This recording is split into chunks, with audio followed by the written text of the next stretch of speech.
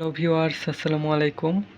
নতুন আরেকটি food review ভিডিওতে স্বাগত জানাচ্ছি। একটা নতুন চিপস নিয়ে আসলাম। এটা নিউজিল্যান্ড ডেইরি থেকে স্পাইসি পটেটো চিপস। দেখতে এরকম প্যাকেটটা। এটার মূল্য 10 টাকা। 10 টাকা আছে মাত্র 11 গ্রাম। তো প্যাকেটের এই পাশে পুষ্টি তথ্য আর উপকরণ আর বাদবাকি যা যা থাকে সেটাই। তো এখন প্যাকেটটা কেটে দেখার পালা, ভেতরে কীরকম আর টেস্ট কীরকম। চলেন। প্যাকেট কেটেছি খুবই অল্প, কয়েকটা দেখা যাচ্ছে ভেতরে। এত বড় প্যাকেট আর এইটুকুর তলায় পড়ে আছে।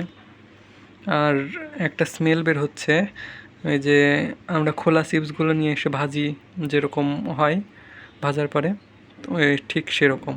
এখন খেয়ে দেখি কীরকম টেস্ট। এই তো বের করে ফেলেছি। প্যাকেটের সাথে মিল আছে, কিন্তু খুব বেশি না। দেখি খেয়ে দেখি। বিসমিল্লাহ।